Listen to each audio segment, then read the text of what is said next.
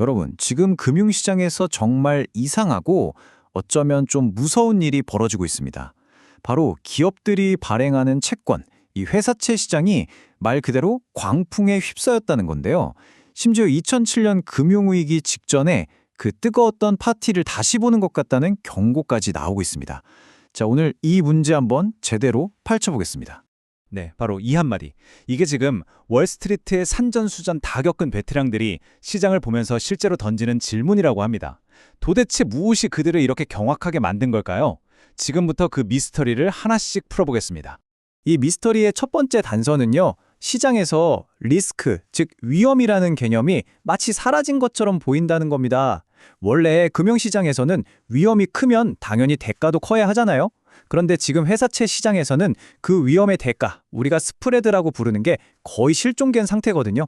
자, 스프레드. 말이 좀 어려워 보이지만 진짜 별거 아닙니다. 한번 생각해 보세요. 정부에 돈을 빌려주는 거랑 일반 회사에 빌려주는 거, 뭐가 더 안전할까요? 당연히 정부죠. 그러니까 회사한테 돈을 빌려줄 땐 좀 불안하니까 이자 좀 더 쳐주세요 하고 요구하게 되는데 바로 그 더 받는 이자가 스프레드입니다. 일종의 위험수당인 셈이죠. 이 비율을 보시면 그냥 바로 이해가 되실 겁니다. 자, 우리가 친구한테 돈을 빌려준다고 상상해봐요. 한 명은 대기업 다니는 아주 성실하고 믿음직한 철수. 다른 한 명은 매일 좀 아슬아슬한 영철이. 누구한테 이자를 더 많이 받아야 할까요? 당연히 영철이죠.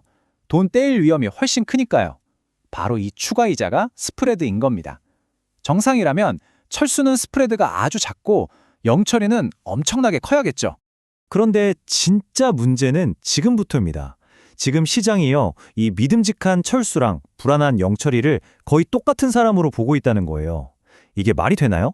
위험의 차이를 그냥 무시해버리고 있는 겁니다. 자, 이 차트를 한번 보세요. 이게 얼마나 비정상적인지 한눈에 탁 들어오죠. 현재 스프레드가 말도 안 되게 낮은 수준인데 소름 돋는 건 이게 딱 2008년 금융위기가 터지기 직전이랑 너무나도 닮았다는 겁니다. 그러다 위기가 터지자 스프레드는 어떻게 됐죠? 저렇게 하늘로 그냥 솟구쳐버렸습니다. 이건 시장이 위험을 얼마나 우습게 보고 있는지 보여주는 아주 강력한 경고등이에요.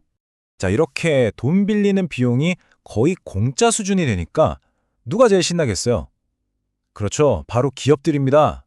와, 지금이다. 물 들어올 때 노젓자 하면서 너도 나도 돈을 빌리러 달려 나오고 있는 겁니다. 근데 진짜 흥미로운 건요, 현금이 창고에 막 쌓여있는 구글 같은 회사까지도 이야, 이 금리면 무조건 빌려야지 하면서 낮은 금리로 돈을 확보하고 있다는 거예요.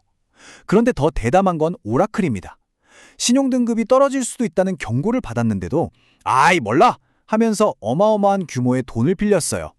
오라클이 이번에 빌린 돈이 얼마냐? 무려 250억 달러. 우리 돈으로 환산하면요, 약 33조 원입니다. 33조? 이게 지금 투자자들이 얼마나 묻지마식으로 돈을 던지고 있는지 보여주는 상징적인 숫자죠. 한 시장 분석가가 지금 이 상황을 이렇게 표현했습니다. 정말 기가 막힌 비유죠.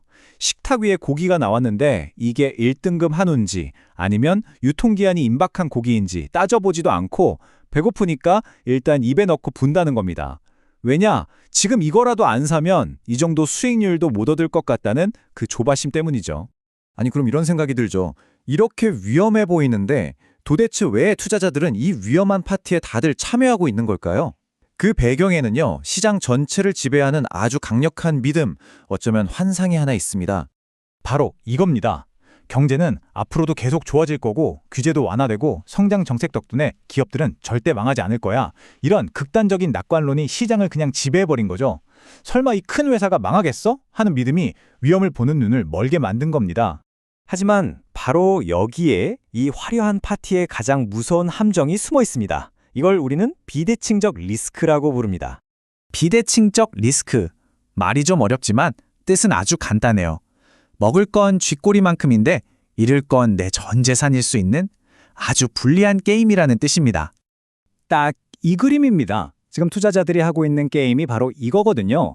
0.1%에서 0.3% 정도의 아주 작은 추가 수익, 그러니까 동전 몇 푼을 더 얻자고 시장 상황에 조금이라도 나빠지면 원금이 박살날 수 있는 위험을 감수하고 있는 겁니다.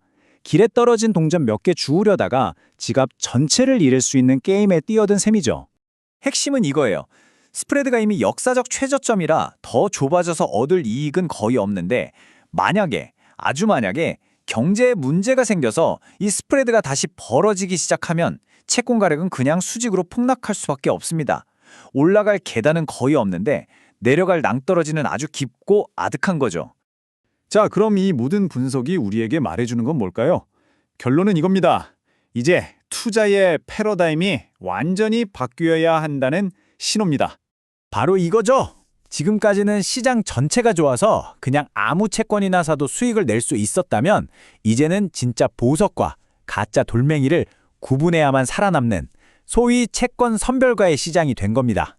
이게 그냥 월스트리트 얘기 아니야? 라고 생각하시면 정말 큰일 납니다. 왜냐하면 바로 여러분의 연금, 여러분이 가입한 펀드, 보험 상품들이 바로 이런 회사채에 투자하고 있거든요. 만약 신용등급이 낮은 몇몇 기업들이 무너지기 시작하면 그 공포는 순식간에 시장 전체로 번질 수 있습니다.